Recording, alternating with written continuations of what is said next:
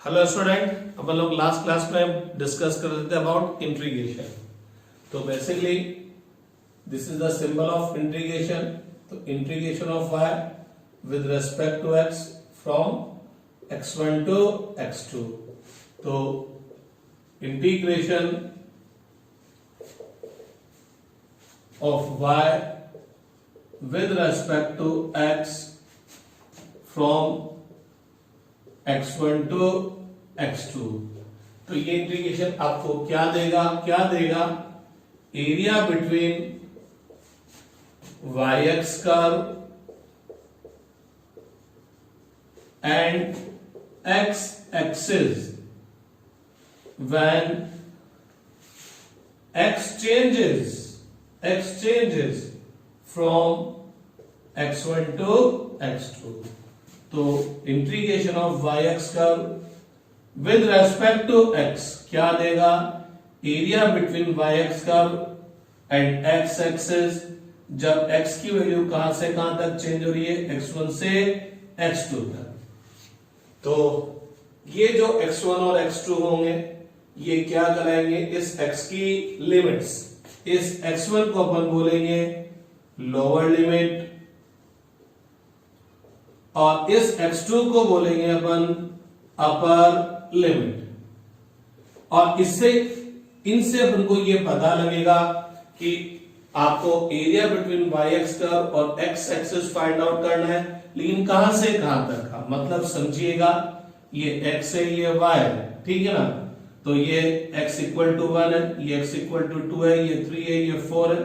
तो अपन जब तक ये नहीं लिखेंगे 1 2 4, तो 1 2 4 अपन ने लिखा तो अपन को 1 से लेकर 4 तक का एरिया फाइंड आउट करना है।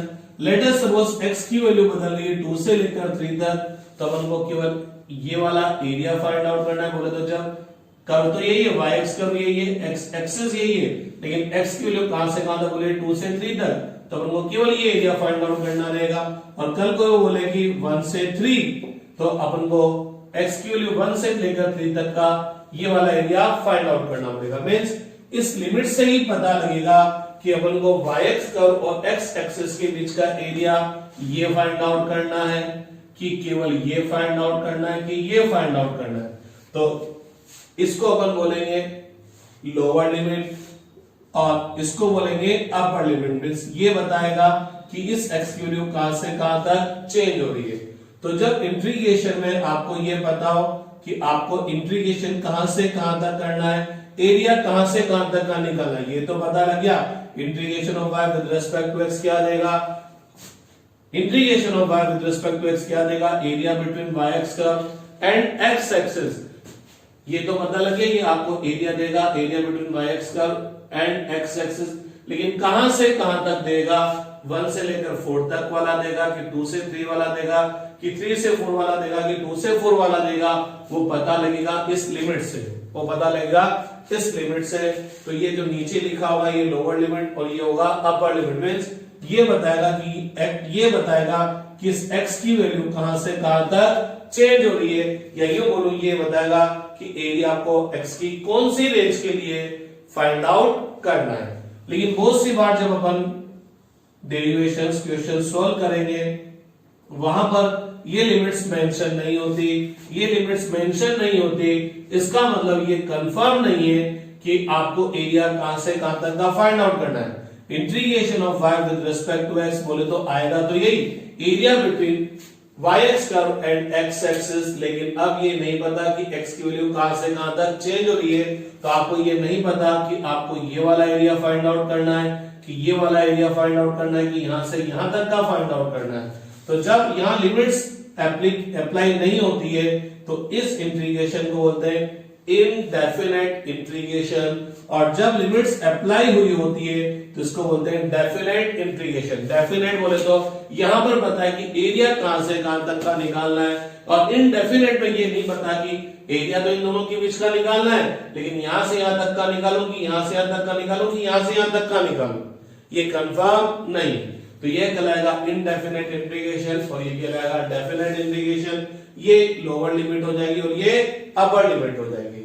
लेकिन जब हम इंटीग्रेशन को और ढंग से देखते हैं तो पता लगता है इंटीग्रेशन डिफरेंशिएशन का उल्टा होता है, रेसिप्रोकल होता है, इनवर्स होता है। फिजिक्स के मैथमेटिक्स के अंदर हर एक ऑपरेशन का, हर एक ऑपरेटर का इनवर्स फंक्शन, उल्टा फंक्शन होता है। जैसे अपन सब जानते हैं एडिशन का उल्टा ऑपरेशन क्या होता है, सब्ट्रैक्शन। मल्टीप्लिकेशन का उल्टा ऑपरेशन क्या होता है, डिवीजन। सिमिलरली स्क्वायर रूट का उल्टा ऑपरेशन क्या होता है, स्क्वायर। 4 का स्क्वायर रूट करते हैं 2 आता है, 2 का स्क्वायर कर दो क्या आ जाता है, 4 आ जाता है। तो उसी तरह से इंटीग्रेशन डिफरेंशिएशन का उल्टा ऑपरेशन है, इनवर्स ऑपरेशन है। इनवर्स ऑपरेशन का मतलब क्या हुआ, अगर किसी फंक्शन को आपने डिफरेंशिएट किया, किसी फंक्शन को x के रेस्पेक्ट में डिफरेंशिएट किया तो नया फंक्शन आया, तो नए फंक्शन को आप इंटीग्रेट कर दो x के रेस्पेक्ट में, वापस आपको ये मिल जाएगा। तो मतलब समझना, sin x को x के रेस्पेक्ट में डिफरेंशिएट किया तो cos x आया, cos x को इंटीग्रेट कर दो x के रेस्पेक्ट में, क्या आ जाएगा, sin x। तो integration is just opposite process of differentiation. Integration differentiation का उल्टा इनवर्स ऑपरेशन। आप इसको थोड़ा सा यूं भी समझ सकते हैं, आप इंटीग्रेशन को थोड़ा सा यूं भी समझ सकते हैं। तो मान लीजिए एक फंक्शन है f1x, this is a function of x, इसको आपने डिफरेंशिएट किया विद रेस्पेक्ट टू x, इस फंक्शन को डिफरेंशिएट किया विद रेस्पेक्ट टू x, एक नया टाइप का फंक्शन आ गया f2x। जैसे अपन sin x को डिफरेंशिएट करते तो नया फंक्शन आ जाता है cos x, log base x को डिफरेंशिएट करते तो 1/x। मैंने f1 f2 इसलिए यूज किए ताकि ये वाला फंक्शन आया, इससे ये नया फंक्शन आ गया, ठीक है। अब आप यूं समझ सकते हैं, इस dx को इधर ले जाओ, इस dx को इधर ले गया तो dx इधर आ गई, f2x dx बन गया, और इस d को इधर नीचे ले जाओ, इस d को इधर नीचे ले जाओ, तो जब ये d नीचे जाएगा तो क्या बनेगा, 1/d। ये d क्या है, अरे ये d क्या चीज है, डिफरेंशिएशन। तो एक्चुअल में ये d कोई क्वांटिटी नहीं है, ये d कोई क्वांटिटी नहीं है, कोई नंबर नहीं है, कोई फिजिकल क्वांटिटी नहीं है कि जिसको मैं क्रॉस मल्टीप्लाई कर दूं। एक्चुअल में ऐसा नहीं होता है, मैं केवल समझाने के पॉइंट ऑफ व्यू से बोल रहा हूं कि अगर आप d को क्रॉस मल्टीप्लाई करके इधर ले जाते हैं तो 1/d बनता, तो डिफरेंशिएशन का उल्टा, अरे डिफरेंशिएशन का उल्टा क्या होता, इंटीग्रेशन। तो इधर केवल क्या रह जाता, f1x। तो f1x को आपने x के रेस्पेक्ट में डिफरेंशिएट किया तो f2x आया, f2x को इंटीग्रेट कर देंगे x के रेस्पेक्ट में, क्या आ जाएगा, f1x। क्योंकि इंटीग्रेशन डिफरेंशिएशन का रिवर्स प्रोसेस है। एक्चुअल में ये कैसे आया, इस f1x को इधर लेने दिया और इस dx को मैं उधर ले गया, f2x dx, ठीक है। एक्चुअल में ये d इधर नहीं जाता, d कोई क्वांटिटी नहीं है जो क्रॉस मल्टीप्लाई हो, d इज फॉर डिफरेंशिएशन, तो ये d तो एक मैथमेटिकली ऑपरेटर है, इसको आप क्रॉस मल्टीप्लाई नहीं कर सकते। हाँ, इस इक्वेशन को अपन दोनों तरफ क्या कर दे, इंटीग्रेट कर दे। इस इक्वेशन को जब आप दोनों तरफ इंटीग्रेट करेंगे तो आप पाएंगे कि इसका इंटीग्रेशन क्या आएगा, f1x, df1x का इंटीग्रेशन f1x आएगा, और इधर आएगा f2x dx। तो यहां इसको इंटीग्रेट करेंगे विद रेस्पेक्ट टू x। अब इसका x के रेस्पेक्ट में इंटीग्रेशन इस बात पर डिपेंड करेगा कि f2x का किस टाइप का फंक्शन है, और हाल फिलहाल तो अपन बोल सकते हैं f2 का x के रेस्पेक्ट में इंटीग्रेशन करेंगे तो क्या आएगा, f1x आएगा। तो sin x का डिफरेंशिएशन cos x, तो cos x का x के रेस्पेक्ट में इंटीग्रेशन क्या आ जाएगा भैया, sin x। तो integration is just opposite process of differentiation. हाँ, एक और चीज अपन बोल सकते हैं, इस f1x में अगर मैं ये c ऐड कर देता, c is constant term, c constant term है, तो इसको डिफरेंशिएट करता तो ये दोनों फंक्शन आपस में ऐड हो रहे, तो इनको इंटीग्रेट करने के लिए मैं क्या करता, सेपरेशन। क्या होता, सेपरेशन होता d by dx f1x plus d by dx constant. तो पूरी दुनिया जानती है कि कांस्टेंट का डिफरेंशिएशन क्या होता है, 0, और अपन ने f1x का डिफरेंशिएशन क्या बोला, f2x। तो कुल मिलाकर f1x प्लस c का डिफरेंशिएशन वही आएगा जो कि f1x का आएगा, क्योंकि इसका डिफरेंशिएशन तो 0। तो अब मैं यूं भी बोल सकता हूं कि इस dx को उधर ले जाऊंगा, ये dx उधर चला जाएगा, तो इधर क्या बचेगा, इधर क्या बचेगा, f1x प्लस c बचेगा। अब दोनों साइड इंटीग्रेट कर दूंगा तो पता लगेगा यहां क्या रह जाएगा, f1x प्लस c, और इधर क्या हो जाएगा, f2x dx। तो f2x को x के रेस्पेक्ट में इंटीग्रेट किया तो क्या आया, f1x प्लस c, क्योंकि f1x प्लस c को x के रेस्पेक्ट में डिफरेंशिएट किया था तो क्या आएगा, f2x। तो f2x को इंटीग्रेट कर देंगे तो f1x plus c, c is constant term, और इस कांस्टेंट टर्म को बोलेंगे इंटीग्रेशन कांस्टेंट, इंटीग्रेशन कांस्टेंट। अभी आपको थोड़ा थोड़ा कम समझ में आएगा, धीरे धीरे आपको अभी एक मेरी बात अच्छे से समझ में आ जाएगी। तो integration is just opposite process of differentiation. मतलब क्या, किसी फंक्शन को डिफरेंशिएट करते हैं तो ये आया नया फंक्शन, इसको इंटीग्रेट कर देंगे तो ये वाला फंक्शन आ जाएगा। तो समझिएगा, देखिएगा क्या है। First, differentiation of sine x क्या होता है भैया, कॉस एक्स।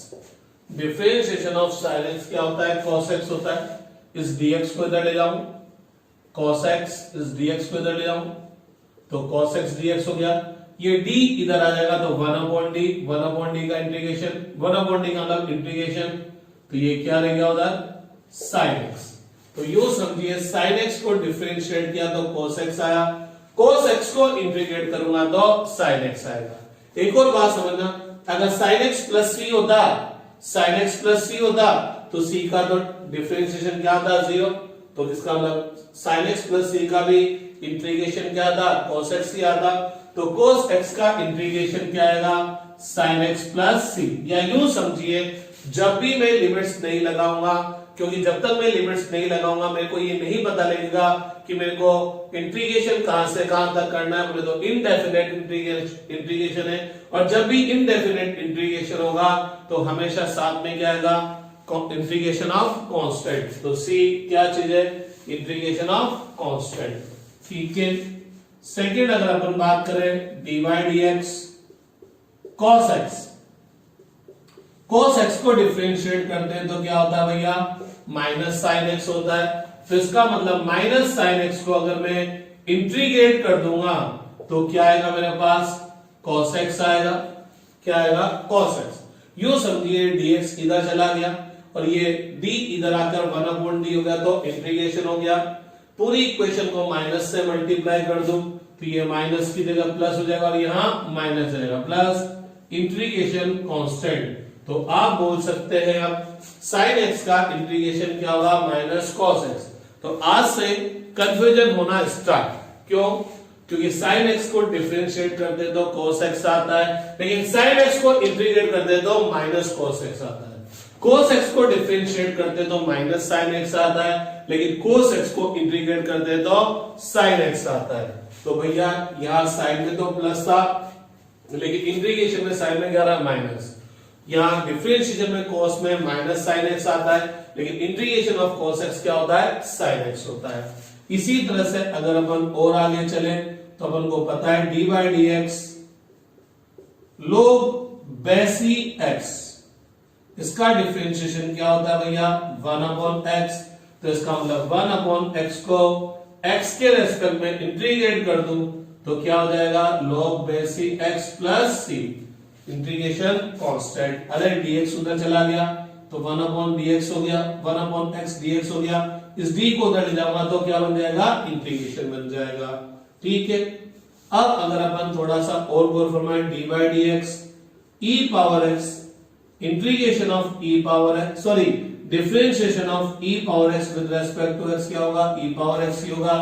तो e पावर x का x के रेस्पेक्ट में इंटीग्रेशन क्या आ जाएगा, e पावर x ही आ जाएगा plus constant of integration.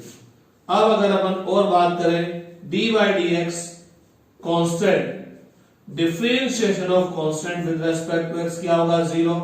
dx को इधर मल्टीप्लाई कर दूं तो 0 dx, इस d को इधर ले जाऊं तो 1/d, बोले तो इंटीग्रेशन, तो इंटीग्रेशन ऑफ जीरो क्या होगा, कांस्टेंट। तो बहुत गजब की बात है, कांस्टेंट का डिफरेंशिएशन जीरो होता है, लेकिन जीरो का इंटीग्रेशन जीरो नहीं होता, कांस्टेंट होता। अब ये कांस्टेंट कुछ भी आ सकता है, 10 10 भी आ सकता है, 20 भी आ सकता है, जीरो भी आ सकता है, लेकिन रहेगा कांस्टेंट। मींस के ये कहने का मतलब है कि जरूरी नहीं कि ये जीरो आए, कुछ भी आ सकता है, 100 भी आ सकता है, 500 भी आ सकता है, लेकिन आएगा कांस्टेंट ही।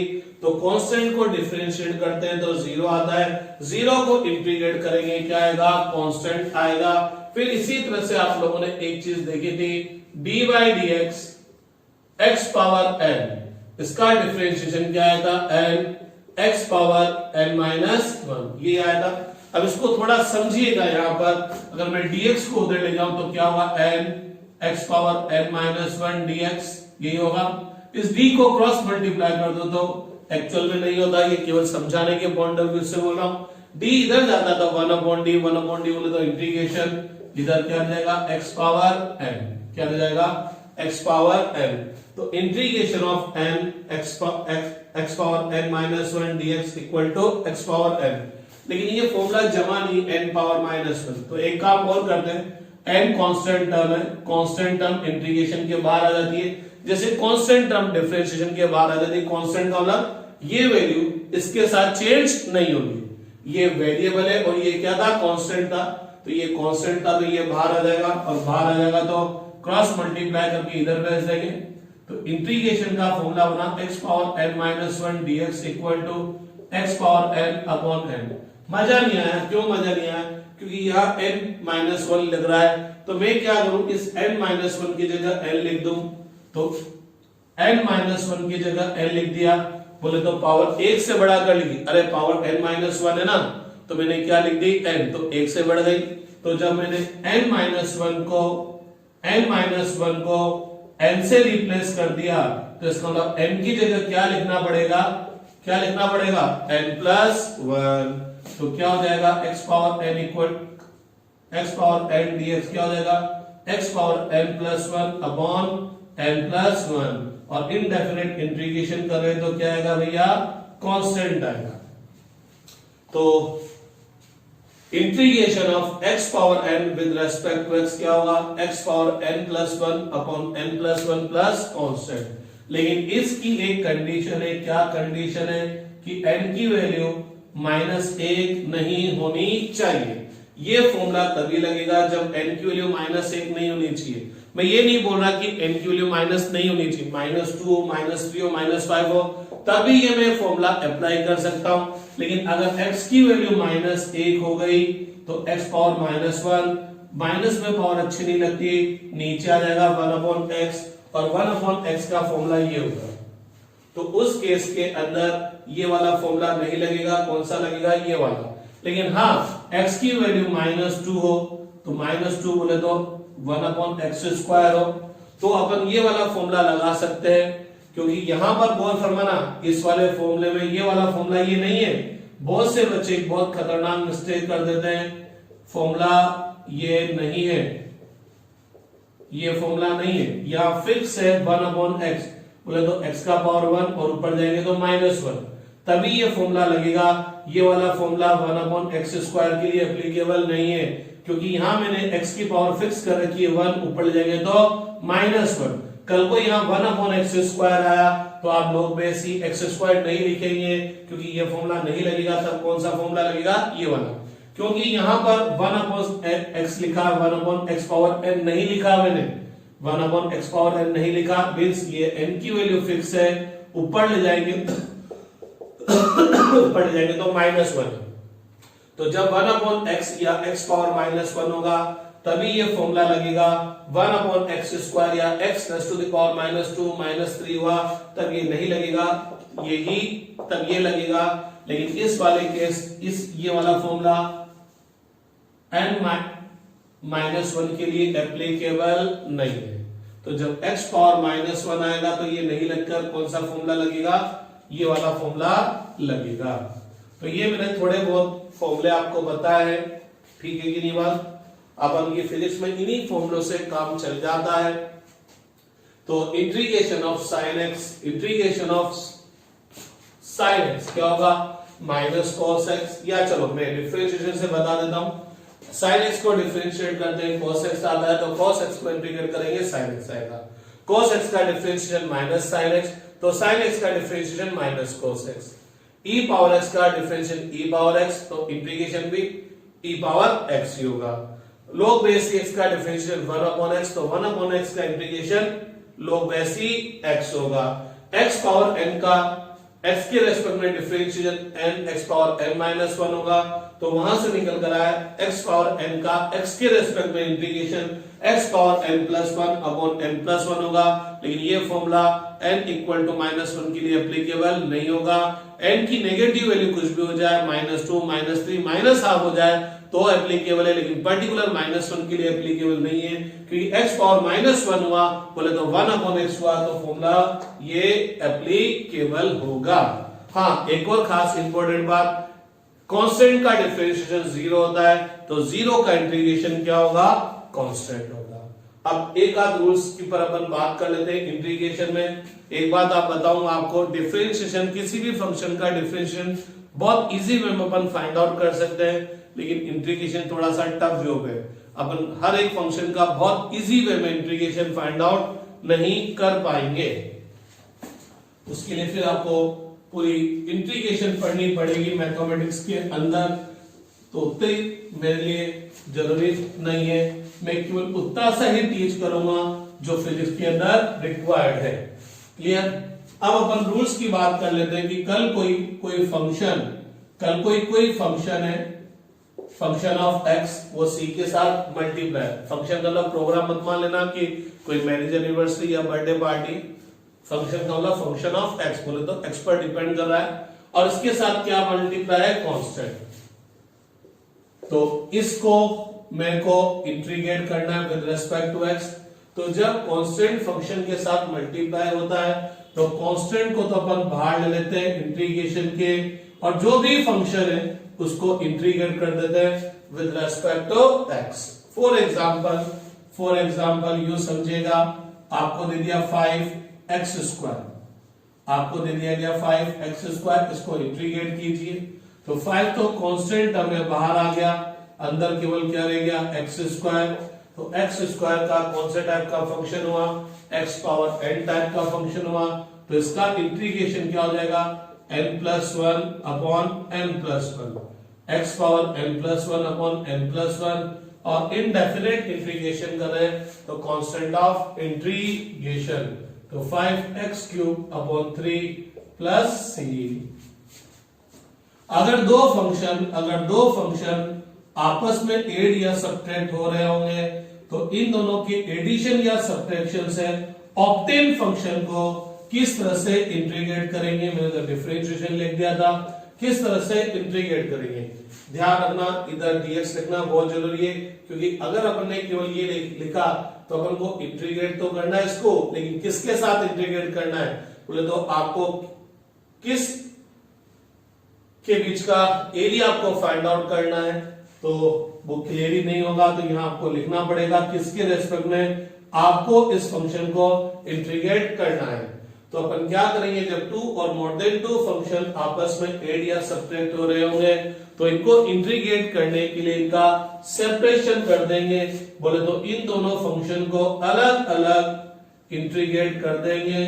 अगर ये दोनों फंक्शन आपस में एड हो रहे होंगे तो इन दोनों के इंटीग्रेशन एड हो जाएंगे, सब्ट्रैक्ट हो रहे होंगे तो सब्ट्रैक्ट हो जाएंगे। या यूं समझ लो, इस इंटीग्रेशन को, इस dx को इस ब्रैकेट के अंदर ले जाऊंगा तो इसका इंटीग्रेशन x के रेस्पेक्ट में प्लस माइनस इसका इंटीग्रेशन x के रेस्पेक्ट में, तो दोनों को सेपरेटली इंटीग्रेट करके दोनों फंक्शन एड हो रहे होंगे तो इनके इंटीग्रेशन एड हो जाएंगे, सब्ट्रैक्ट हो रहे होंगे तो सब्ट्रैक्ट हो जाएंगे।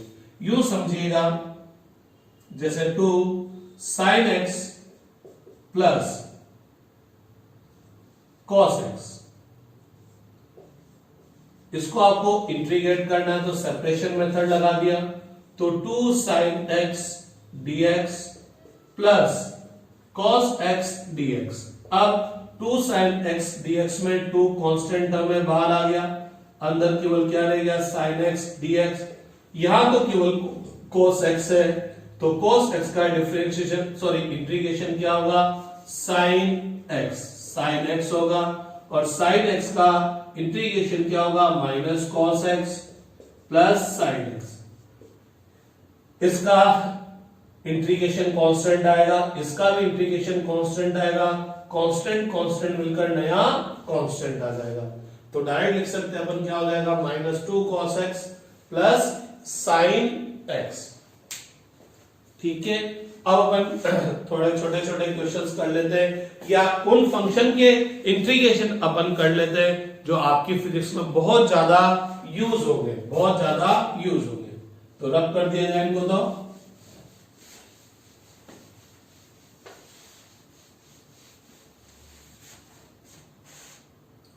तो एक सबसे पहला करते हैं इंटीग्रेशन dx।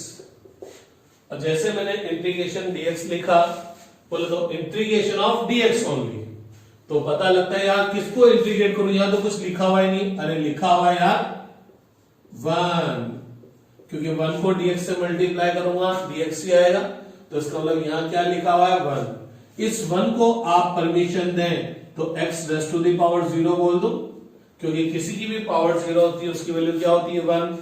तो ये कौन सा फंक्शन बन गया, x पावर n का फंक्शन बन गया, और x पावर n का फंक्शन बन गया तो इसका integration x power n plus 1 upon n plus 1।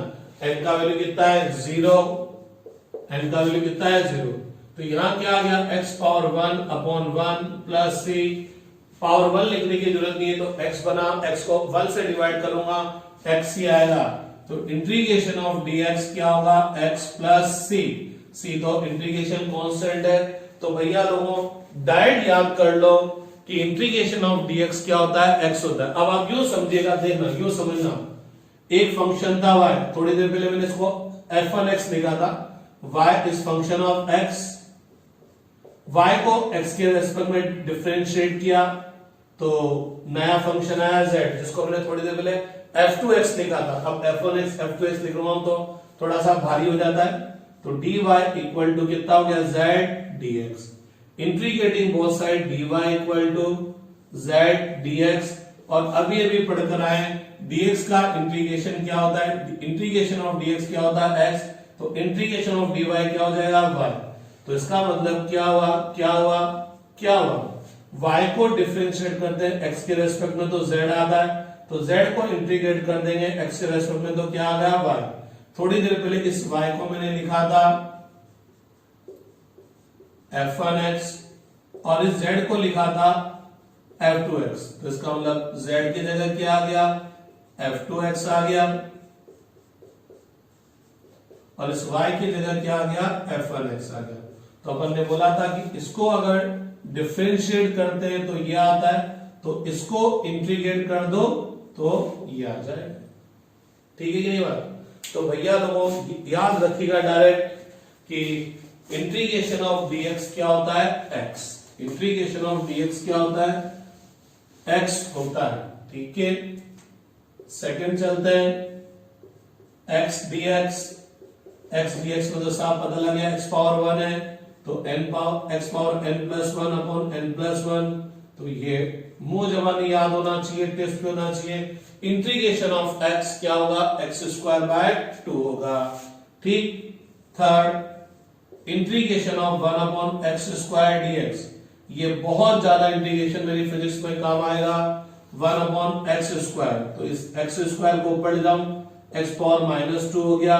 Integration of x power -2, x power n plus 1 upon n plus 1 plus c, x power कितना आ जाएगा -1, नीचे कितना आ जाएगा -1, तो चलो लिख ही देता हूं, -1 upon -1 plus c। Power minus में अच्छी नहीं लगती तो नीचे ले जाऊंगा तो x पावर क्या हो जाएगा +1, या माइनस है तो -1 अपॉन x प्लस c। तो आप डायरेक्ट याद कर सकते हो integration of 1 upon x square क्या होगा, -1 upon x। Integration of 1 upon x square क्या होगा, -1 अपॉन x। अब अपन और क्वेश्चन करते हैं, 10 plus 5 root x plus x। आपसे बोला गया इसको इंटीग्रेट कीजिए तो मैं इसको इंटीग्रेट करने के लिए क्या करूंगा, पहले तो पता लगा अरे 2 और मोर देन 2 फंक्शन ऐड हो रहे हैं, तो सबसे पहले इनको क्या करूंगा, सेपरेट करूंगा, सेपरेट सेपरेट इंटीग्रेट करूंगा, इसको सेपरेट इंटीग्रेट करूंगा, plus integration of 5 root x dx plus integration of x dx। ध्यान रखना बच्चे ये dx लिखना भूल जाते हैं तो गलत हो जाएगा, क्योंकि अगर आप 10 लिखेंगे तो 10 को किसके रेस्पेक्ट में इंटीग्रेट करेंगे पता ही नहीं है। अब ये 10 है, 10 कांस्टेंट टर्म है, बाहर आ गया, अंदर केवल क्या रह गया dx, 5 कांस्टेंट टर्म है, बाहर आ गया, अंदर केवल क्या रह गया रूट x। रूट x को आप लोग परमिशन दे दें तो मैं x raise to the power 1/2 बोल सकता हूं। यहां तो सिंपल काम है, x की पावर कितनी है 1, तो इसका इंटीग्रेशन डायरेक्ट याद कर लो x² 2, क्योंकि ये तो बहुत काम आने वाला है, बहुत काम आने वाला है। ये तो टिप्स पे होने चाहिए, ये वाला ये वाला ये वाला फॉर्मूले तो याद होने चाहिए, उसके अलावा ये भी टिप्स पे होने चाहिए, क्योंकि ये तो इनफाइनाइट टाइम्स ऑफ अपन यूज करेंगे। तो इंटीग्रेशन ऑफ dx कितना होगा x plus 5 integration of x power 1/2 dx, तो ये क्या होगा x raise to the power n, तो इसका इंटीग्रेशन क्या होगा n plus 1 upon n plus 1 plus x²/2 और प्लस होल इंटीग्रेशन कांस्टेंट, इसका इंटीग्रेशन कांस्टेंट, इसका सबका मिला के कितना हो गया c, खेल खत्म हो गया। 10x प्लस 5x पावर √3/2 अपन यहां से भी कितना जाएगा 3/2 प्लस x² 2 प्लस c, ये 2 क्रॉस पलटा मार के ऊपर चल जाएगा तो डायरेक्ट लिख दिया हमने 10/3। क्लियर। इसी तरह से आपसे बोला गया integration 1 plus 1/√x plus 1/x plus चलो 20 और यहां गया 30x² dx। समझिएगा, आपको इसको इंटीग्रेट करना है तो क्या लगाएंगे सेपरेशन मेथड, तो 1 dx बोले तो dx, 10 कांस्टेंट टर्म है, स्पीड बढ़ा रहा हूं मैं, 10 कांस्टेंट टर्म है तो बाहर आ गया 1/√x dx, 20 कांस्टेंट टर्म है बाहर आ गया 1/x dx, 30 कांस्टेंट टर्म है बाहर आ गया 1/x² dx। ठीक है भैया लोग, इंटीग्रेशन ऑफ dx क्या होगा x प्लस 10, ये 1/√x है, इस 1/√x को आप परमिशन दे तो मैं x raise to the power -1/2 लिख दूं। अरे √x है तो x का पावर कितना हुआ 1/2, ऊपर जाएगा तो -1/2, तो ये कौन सा फॉर्मूला बन गया x power n, x power n का फॉर्मूला बन गया तो x power n plus 1 upon n plus 1 plus 20। अब बहुत से बच्चे क्या करेंगे, यहां पर भी x को ऊपर ले जाएंगे तो x की पावर -1 हो जाएगी, तो बोलेंगे यार ये तो x की पावर n वाला फॉर्मूला हुआ, और x की पावर n वाला फॉर्मूला हुआ तो वो क्या लगा देंगे x power n plus 1 upon n plus 1, तो माइनस माइनस -1 प्लस 1 क्या हो जाएगा 0, 0 को डिवाइड 0 से डिवाइड करेंगे तो इनफाइनाइट, तो दिमाग खराब कि ये क्या हो गया। तो भैया लोगों x पावर n का integration x power n plus 1 upon n plus 1 तभी होता है जब n की वैल्यू -1 नहीं हो, और जब n की वैल्यू -1 है तब आप ये फॉर्मूला नहीं लगा सकते, तो फिर कौन सा फॉर्मूला लगेगा x पावर -1, तो बोले तो 1/x, और 1/x का डायरेक्ट फॉर्मूला गिवन है log बेस x। ध्यान रखिएगा इसमें x पावर n प्लस 1 का x power n plus 1 upon n plus 1 वाला फॉर्मूला मत लगा देना, प्लस 1/x²। अब बहुत सी बार बच्चे क्या करते हैं, इसी फॉर्मूले को यहाँ इंट्रोड्यूस कर देते हैं और वो बोलते हैं, ये बोल देंगे log बेस x²। अरे भैया लोगों, ये log बेस x वाला फॉर्मूला तब है जब यहाँ x की पावर 1 है, यहाँ मैंने x की पावर n नहीं लिख रखी कि आप 2 3 4 के लिए भी लगा सको, नहीं, ये तभी है जब यहाँ x पावर 1 है, या ऊपर ले जाऊं तो x पावर -1 है, -2 -3 के लिए नहीं है, तो ये नहीं लगेगा यहाँ पर। तो ये इसको क्या करूंगा, ऊपर ले जाऊंगा तो क्या बन जाएगा एक्स पावर माइनस टू। अपन थोड़ी देर पहले निकाल कर आए एक्स पावर माइनस टू का इंटीग्रेशन डायरेक्ट याद होना चाहिए माइनस वन अपॉन एक्स, क्योंकि बहुत काम आने वाला है माइनस वन अपॉन एक्स और सबका इंटीग्रेशन कांस्टेंट। आप इसको सिंपलीफाई आप करना चाहते हो इसको सिंपलीफाई कर देना, वो मैथमेटिक्स का काम है, मेरा फिजिक्स का काम नहीं है। ठीक है,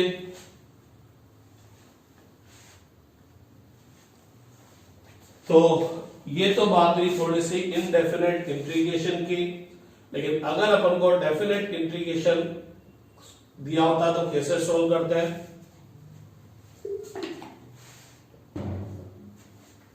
उसको देखते हैं। चलिए इसमें एक दो क्वेश्चंस और कर लेते हैं।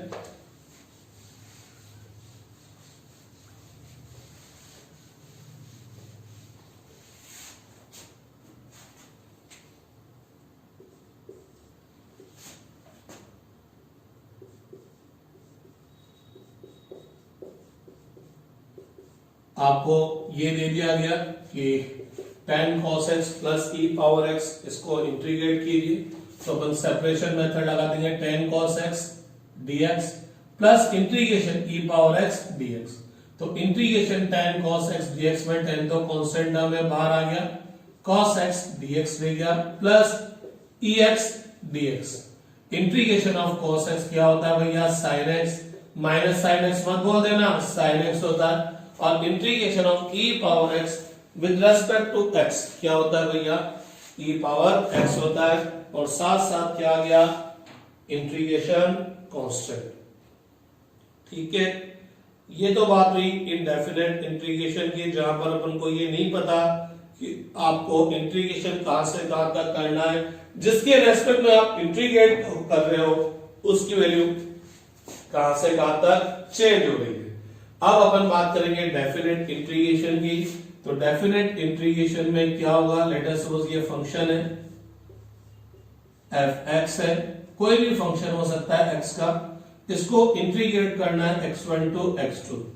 तो कोई तकलीफ वाली बात नहीं, जिस तरह से अपन इनडेफिनेट इंटीग्रेशन सोल्व कर रहे थे वैसे के वैसे सोल्व करना है, मींस फॉर्मूले वही लगेंगे, रूल्स वही अप्लाई होंगे, उसी रूल्स उसी फॉर्मूले के थ्रू आप इसको इंटीग्रेट करेंगे। नो डाउट इसको इंटीग्रेट करेंगे तो कोई नया टाइप का फंक्शन आएगा, जैसे आप cos x को इंटीग्रेट करते हो तो sin x आ जाता है, तो ये नया टाइप का फंक्शन आया। जैसे आपने इसको इंटीग्रेट किया नया टाइप का फंक्शन आया, तो इंटीग्रेशन सिंबल तो हट जाएगा। अरे इंटीग्रेशन का फॉर्मूला लगाने के बाद इंटीग्रेशन का सिंबल तो हट जाता है, तो यहाँ इसका इंटीग्रेशन क्या विद रेस्पेक्ट टू x, तो नया फंक्शन आया, इंटीग्रेशन सिंबल तो हटना ही हटना है, लेकिन ब्रैकेट लगाकर अपन क्या लिखेंगे, ये लिमिट्स लिखेंगे x1 टू x2। तो ये इससे ये वाला प्रोसेस तो होगा वही है जैसा अपन इनडेफिनेट इंटीग्रेशन में करते हुआ है। अब बस ब्रैकेट लगाकर अपन लिमिट लग देंगे x1 टू x2। अब इसको सोल्व कैसे करेंगे, ये जो नया फंक्शन आएगा आफ्टर इंटीग्रेशन, इस फंक्शन की वैल्यू फाइंड आउट करेंगे अपर लिमिट पर। तो इस फंक्शन की वैल्यू अपर लिमिट पर फाइंड आउट करेंगे, तो इसको कैसे एक्सप्रेस करेंगे, x को रिप्लेस कर देंगे x2। बोले तो value of function when x equal to x2, बोले तो value of function at upper limit. अब किसी भी फंक्शन की वैल्यू फाइंड आउट करनी है x2 पर अपर लिमिट पर, तो उस फंक्शन में जहां जहां पर भी x दिखेगा वहां क्या लिख देंगे x2 minus value of function at lower limit. तो अपन क्या करेंगे, ये जो फंक्शन है इसको इनडेफिनेट इंटीग्रेशन के थ्रू इंटीग्रेट कर लेंगे। अब जो नया फंक्शन आएगा उस फंक्शन की वैल्यू फाइंड आउट करेंगे अपर लिमिट पे minus value of function at lower limit. तो इस तरह से अपन क्या करेंगे, इस इनडेफिनेट इंटीग्रेशन को सॉल्व करेंगे। ये मैंने आपको फंक्शन जब पढ़ाया था तब फंक्शन में आपको मैंने तरीका सिखा दिया था कि अगर किसी फंक्शन में y equal to f x equal to, याद आता हो आपको x square plus 2x plus 10 है, तो अगर आपको x इक्वल टू 2 पर फंक्शन का वैल्यू फाइंड आउट करना है तो अपन यहाँ पर 2 लिख देते थे, और value of function when x equal to 2, तो फंक्शन की वैल्यू फाइंड आउट करनी है x इक्वल टू 2 पर।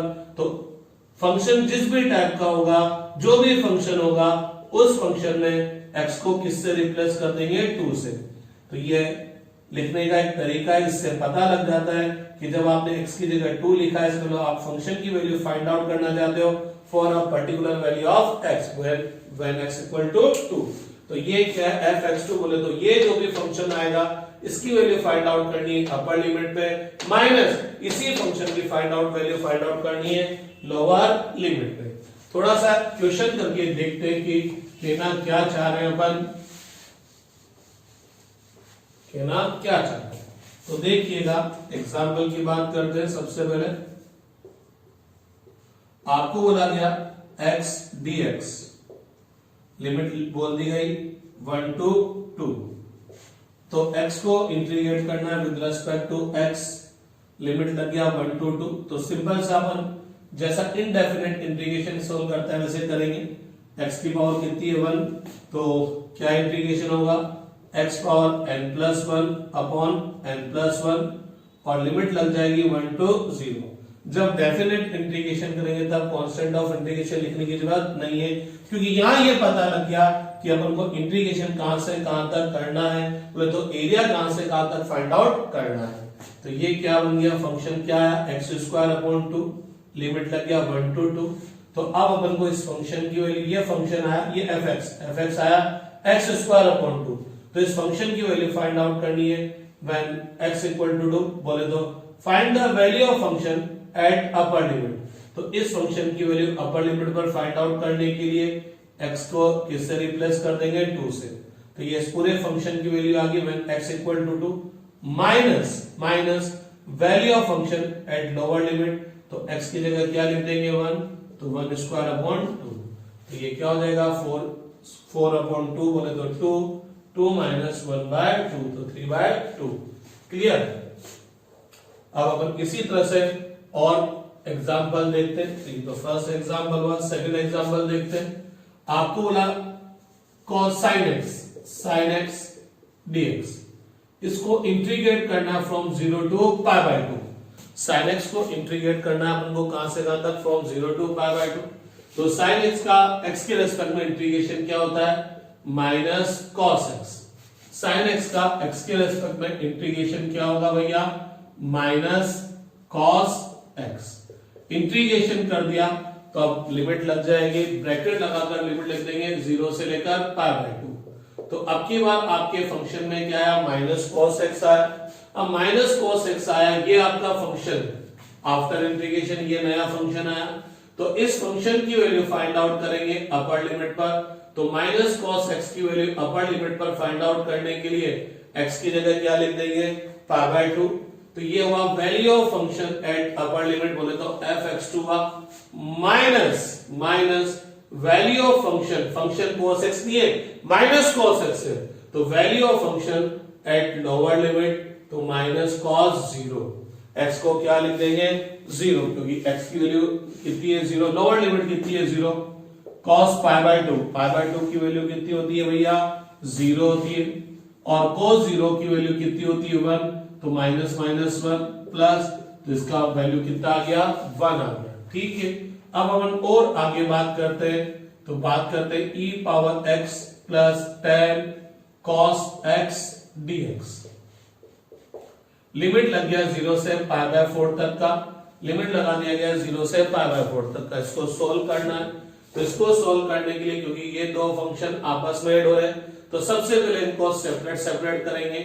e⁻x dx, लिमिट कहां से कहां तक 0 से π/4 तक, plus tan cos x dx, limit कहां से कहां तक 0 से लेकर π/4 तक। अब एक स्टेप खा रहा हूं, tan तो कांस्टेंट टर्म है बाहर आ गया, डायरेक्ट लिख दिया। e⁻x को इंटीग्रेट करेंगे, e⁻x लिमिट लग जाएगा 0 से π/4 तक। जैसे ही इंटीग्रेशन का फॉर्मूला यूज करेंगे ना, इंटीग्रेशन सिंबल हट जाएगा। tan cos x को इंटीग्रेट कर देंगे, cos x का इंटीग्रेशन sin x, लिमिट लग जाएगी 0 से π/4 तक। अब क्या होगा, ये मेरा फंक्शन आया, तो इस फंक्शन की वैल्यू फाइंड आउट करूंगा अपर लिमिट, तो x की जगह क्या लिख दूंगा π/4 minus value of function at lower limit plus tan, ये मेरा फंक्शन है sin x, इस sin x की वैल्यू फाइंड आउट करनी है अपर लिमिट पे, minus value of function at lower limit. अब जो भी आएगा आप सोल्व कर लीजिएगा। एक जो सबसे ज्यादा मेरे इंटीग्रेशन काम आने वाला है पूरी फिजिक्स के अंदर, 1/x² dx x1 to x2। मेरी फिजिक्स में x के फॉर्म में नहीं आएगा, r के फॉर्म में आएगा। 1/r² dr r1 to r2। थोड़ी देर पहले मैंने 1/x² को इंटीग्रेट किया था, 2 बार इंटीग्रेट किया था। अगर आपको याद हो तो इसका इंटीग्रेशन क्या आया था, -1/x x1 to x2। -1/x कैसे आया याद दिला दूं, 1/x² को ऊपर ले जाऊंगा तो x पावर कितना हो जाएगा, -2। तो x पावर -2 बोले तो x पावर n, तो इंटीग्रेशन आएगा x पावर n + 1/n+1, तो x पावर -2 + 1/-2 + 1, तो सिर्फ ये आ जाएगा -1/x। इसको आगे सोल्व करना है, ये मेरा फंक्शन है, तो इसको सोल्व करने के लिए क्या करेंगे, ये मेरा फंक्शन है -1/x, तो सोल्व करने के लिए क्या करेंगे, value of function at upper limit minus value of function at lower limit. तो इस फंक्शन की वैल्यू फाइंड आउट करेंगे अपर लिमिट पे, तो -1/x2, x की जगह 1/x2, x की जगह x2 आ जाएगा, minus value of function at lower limit, minus minus plus, तो 1/x1 - 1/x2। तो अगर इसको भी आप याद कर सके तो ये तो पता नहीं कितनी बार आएगा, integration of 1/x² with respect to x from x1 to x2। तो डायरेक्ट इसका इंटीग्रेशन याद होना चाहिए, 1/x1 - 1/x2। भैया लोगों, जिस तरह से इंटीग्रेशन डिफरेंशिएशन फाइंड आउट करने के 2 मेथड थे, इसी तरह से इंटीग्रेशन फाइंड आउट करने के भी 2 मेथड है, एक है मैथमेटिकल, एक है ग्राफिकल। अब समझिएगा क्या कहना चाह रहा हूं, देखिए ये है आपका इंटीग्रेशन y dx, अब वो x1 to x2 है, दे रखी नहीं दे रखी लिमिट अलग बात है। तो integration of y with respect to x, तो y का x के रिस्पेक्ट में को इंटीग्रेशन करना है। तो इस इंटीग्रेशन के 2 मेथड है, एक है ग्राफिकल, एक है मैथमेटिकली। अगर मेरे को मैथमेटिकली बोले तो बाय यूजिंग फॉर्मूला। तो अगर मेरे को y को इंटीग्रेट करना है x के रेस्पेक्ट में, तो मेरे को ये पता होना चाहिए कि y x पर कैसे डिपेंड करता है, means y equal to x है कि y equal to sin x है कि y equal to cos x। अरे जब मैंने x dx को इंटीग्रेट करा तो y इक्वल टू x है, जब sin x को इंटीग्रेट करा तो y equal to sin x है, जब मैं इसको इंटीग्रेट कर रहा हूं तो y इक्वल टू क्या है, e power x plus tan cos x है। तो अगर मैं y को इंटीग्रेट करना चाहता हूं x के रेस्पेक्ट में मैथमेटिकली, तो मेरे को ये पता होना चाहिए कि y x का किस टाइप का फंक्शन है। तो y x का जिस भी टाइप का फंक्शन होगा मैं y को x के फॉर्म में लिख दूंगा। For example y equal to sin x है तो sin x लिख दिया, तो इसका इंटीग्रेशन खटाखट माइनस cos x आ गया। y equal to e power x plus tan cos x है, तो ये इसका इंटीग्रेशन आ जाएगा। तो अगर आपको मैथमेटिकली y को x के रेस्पेक्ट में इंटीग्रेट करना है तो y को किसके फॉर्म में राइट करना पड़ेगा, x के फॉर्म में। क्योंकि जब तक मेरे को ये नहीं पता होगा y x का किस टाइप का फंक्शन है, मैं कौन सा फॉर्मूला लगाऊं, तो मैं sin x वाला लगाऊं, cos x वाला लगाऊं, 1/x वाला लगाऊं, तो ये मेरे को y को x के फॉर्म में राइट करना पड़ेगा। क्योंकि यहां गौर फरमाइएगा, यहां जब भी आप इंटीग्रेशन करते हैं तो यहां पर जो भी फंक्शन होता है ना वो x के फॉर्म में होता है। x के रेस्पेक्ट में इंटीग्रेट करें तो फंक्शन भी x के फॉर्म में, sin x, cos x, 1/x, तो ये आपको x के फॉर्म में राइट करना पड़ेगा। तो जब आप इसको x के फॉर्म में राइट करेंगे तो जिस भी टाइप का ये फंक्शन होगा उस टाइप का फॉर्मूला लग जाएगा। ग्राफिकली आपको फाइंड आउट करना है, तो integration of y with respect to x graphically क्या होगा, area between y-x curve and x axis का मतलब जिसके रेस्पेक्ट में आप इंटीग्रेट करें, जिसके रेस्पेक्ट में आप इंटीग्रेट करें फ्रॉम x1 to x2। तो मतलब क्या निकला, ये y-x कर्व है और मेरे को x एक्सिस के बीच का एरिया चाहिए, कहां से कहां तक, x1 से x2। ये डिसाइड करेगा कि आपको ये एरिया कहां से कहां तक का निकालना है। और कल कोई x dy y1 to y2 हो गया, तो x का इंटीग्रेशन y के रेस्पेक्ट में मैथमेटिकली करना है तो x को किसके फॉर्म में लिखना पड़ेगा, y के फॉर्म में। x को किसके फॉर्म में लिखना पड़ेगा, y के फॉर्म में। और ग्राफिकली करना है तो एरिया बिटवीन yx कर्व, इन दोनों के बीच का एरिया, लेकिन अब की बार कौन सी एक्सिस आ जाएगा, y एक्सिस। क्यों, क्योंकि इंटीग्रेशन किसके रेस्पेक्ट में कर रहे हैं, y के रेस्पेक्ट में। इसलिए मैं हमेशा बोलता हूं कि इन दोनों के बीच का कर्व और कौन सी एक्सिस के बीच का एरिया, जिसके रेस्पेक्ट में आप इंटीग्रेट कर रहे हैं। तो आप x dy लिखो चाहे y dx लिखो, x और y के बीच में तो कर्व ये आ रहा है तो ये आएगा। अब आपको x के रेस्पेक्ट में इंटीग्रेशन करना है तो ये एरिया निकालना पड़ेगा, और y के रेस्पेक्ट में इंटीग्रेशन करना है तो आपको ये एरिया निकालना पड़ेगा। बोले तो उस एक्सिस के बीच का एरिया जिसके रेस्पेक्ट में आप इंटीग्रेट कर रहे हैं, कर्व तो यही है, तो area between y x curve तो ये कहीं रहेगा, लेकिन इस एक्सिस के बीच का कि इस एक्सिस के बीच का, बोले तो इस कर्व और इसके बीच का एरिया कि इस कर्व की इस एक्सिस के बीच का एरिया, वो पता लगेगा यहां से जिसके रेस्पेक्ट में आप इंटीग्रेट कर रहे हो। तो मैं जब फिजिक्स पढ़ाऊंगा तो फिजिक्स के अंदर एक चीज आएगी, वर्क डन बाय थर्मोडायनेमिक। तो वर्क डन बाय थर्मोडायनेमिक का जब अपन फिजिक्स पढ़ेंगे, अभी तो आपको पता नहीं, तो वहां फॉर्मूला आएगा integration P dV, where P is pressure, V is volume। तो work done by thermodynamic system is the integration of pressure with respect to volume from V1 to V2। तो अगर आपको P का V के respect में integration करना है तो दो तरह से कर सकते हैं, मैथमेटिकली, ग्राफिकली। मैथमेटिकली कैसे करेंगे, P को किसके रेस्पेक्ट में राइट करेंगे, V के रेस्पेक्ट में इंटीग्रेशन कर देंगे बाय यूजिंग फॉर्मूला। और ग्राफिकली करना है तो क्या आएगा, एरिया बिटवीन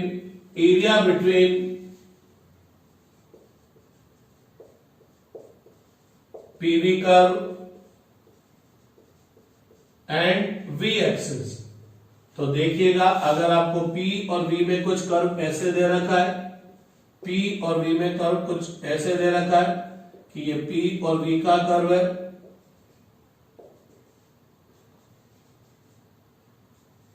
और आपसे बोला गया find the work done by thermodynamic system, find the work done by thermodynamic system when volume changes from 1 metre cube to 5 metre cube. तो आपको work done by thermodynamic system find out करना है। तो जब आप थर्मोडायनेमिक चैप्टर पढ़ेंगे तो वहां पढ़ेंगे कि वर्क डन किसके इक्वल होगा, integration of P with respect to V। तो जैसे आपको P का V के रेस्पेक्ट में इंटीग्रेशन करना है तो आपको याद आना चाहिए इंटीग्रेशन के दो मेथड, मैथमेटिकली, ग्राफिकली। यहाँ कर्व दे रखा है तो ग्राफिकली करेंगे तो क्या होगा, area between PV curve and V axis.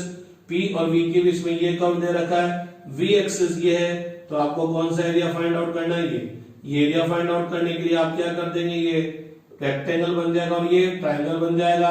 ये रेक्टेंगल बन गया तो इसका एरिया कितना हुआ, 10 मल्टीप्लाई बाय 5 माइनस 1, अरे समझ आ गया। और ये ट्राइंगल बन गया तो इसका एरिया 1/2 बेस, यहां से यहां तक की विड्थ कितनी है 5 माइनस 1, और हाइट कितनी है, यहां से यहां तक की हाइट कितनी है 20 माइनस 10। खत्म। तो ये मेरी फिजिक्स में यूज होगा।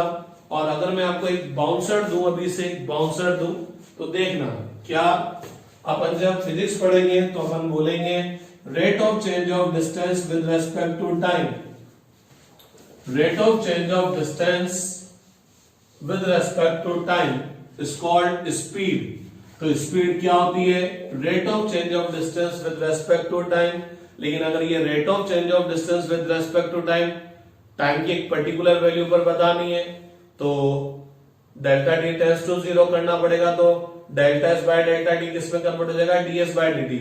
या अब मैं यूं बोल सकता हूं इंस्टेंटेनियस स्पीड। इंस्टेंटेनियस स्पीड बोले तो speed of particle at particular instant, speed बोले तो rate of change of distance with respect to time. तो इंस्टेंटेनियस स्पीड क्या हो गया, rate of change of distance with respect to time at a particular instant. तो जब भी rate find out करनी हो एक पर्टिकुलर वैल्यू के लिए तो क्या करना पड़ेगा, डिफरेंशिएशन। तो इंस्टेंटेनियस स्पीड क्या आ जाएगा, differentiation of distance with respect to time. आज एक गजब की बात पढ़ी है कि s को t के रेस्पेक्ट में डिफरेंशिएशन किया तो v आया, तो भैया v को t के रेस्पेक्ट में इंटीग्रेट कर दूंगा तो क्या जाएगा डिस्टेंस। v को t के रेस्पेक्ट में इंटीग्रेट कर दूंगा तो क्या जाएगा डिस्टेंस आ जाएगा। Rate of change of velocity is called acceleration. Instantaneous acceleration क्या होगा? Rate of change of velocity at a particular instant, तो dv बाय dt। v को t के रेस्पेक्ट में डिफरेंशिएट किया तो एक्सेलरेशन आया, a को t के रेस्पेक्ट में इंटीग्रेट कर दूंगा तो क्या आ जाएगा वेलोसिटी। a को t के रेस्पेक्ट में इंटीग्रेट कर दूंगा तो क्या आ जाएगा वेलोसिटी। अब फिर आप देखिएगा s को t के differentiation of s with respect to t आपको क्या देगा स्पीड। तो डिफरेंशिएशन फाइंड आउट करने के दो मेथड, इंटीग्रेशन मैथमेटिकली और ग्राफिकली। अगर s को t के रेस्पेक्ट में डिफरेंशिएट करना है तो s को किसके फॉर्म में राइट करना पड़ेगा? t के फॉर्म में। अगर आप डिफरेंशिएशन के फॉर्मूले में जाएंगे ना तो आप गौर फरमाइएगा x के रेस्पेक्ट में आपको डिफरेंशिएशन करना था तो यहाँ जो भी फंक्शन हुआ करता था वो किसके फॉर्म में हुआ करता था? x के फॉर्म में। मैंने आपको एक चीज बोली थी dy by dx differentiation of y with respect to x। तो आप यहां पर जो भी चीज लिखेंगे उसका डिफरेंशिएशन करेंगे किसके रेस्पेक्ट में? x के रेस्पेक्ट में। या यहां जो भी होगा उसका rate of change find out करेंगे with respect to x for a particular value of x। तो गौर फरमाइएगा ये आपने जितने भी फॉर्मूले बोले थे ना वहां पर उन फॉर्मूले में यहां जो फंक्शन था वो किसके फॉर्म में था? x के फॉर्म में। या यूं बोलो उस वेरिएबल के फॉर्म में था जिसके रेस्पेक्ट में आप क्या कर रहे थे? डिफरेंशिएशन कर रहे थे। तो यहां था x पावर n, तो इसका डिफरेंशिएशन आया था n x power n minus 1। तो गौर फरमाइएगा यहां फंक्शन वो था यहां फंक्शन किसके फॉर्म में था? उस वेरिएबल के फॉर्म में था जिसके रेस्पेक्ट में अपन डिफरेंशिएशन कर रहे थे d by dx sin x। तो गौर फरमाइएगा यहां फंक्शन कौन से वेरिएबल के फॉर्म में? जिसके रेस्पेक्ट में हम डिफरेंशिएशन कर रहे हैं तो इसका डिफरेंशिएशन क्या आ गया? cos x। कल कोई यहां sin y आएगा तो इसका डिफरेंशिएशन cos x नहीं होगा क्योंकि यहां sin y आया है तो इसका मतलब ये वाला फंक्शन x के फॉर्म में नहीं है। तो जब तक मेरे को ये पता नहीं लगेगा कि y x पर कैसे डिपेंड करता है तब तक मैं इसका डिफरेंशिएशन नहीं कर सकता, क्योंकि ये y x का किस टाइप का फंक्शन है तब तक इसका डिफरेंशिएशन नहीं होगा। ध्यान रखिएगा ये x के रेस्पेक्ट में डिफरेंशिएशन कर रहे हैं तो यहाँ sin x होगा तभी इसका डिफरेंशिएशन cos x होगा। अगर यहाँ y है तो यहाँ y होगा तभी जाके इसका डिफरेंशिएशन क्या होगा? cos y। इसलिए मैं बार बार बोलता हूं कि अगर आपको x के रेस्पेक्ट में डिफरेंशिएशन करना है y का तो y को किसके फॉर्म में लिखना पड़ेगा? x के फॉर्म में।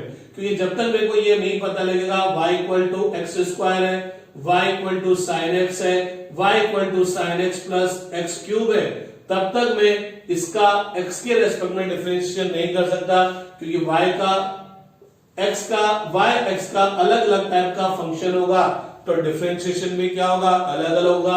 अगर y equal to sine x है तो डिफरेंशिएशन क्या आएगा? cos x।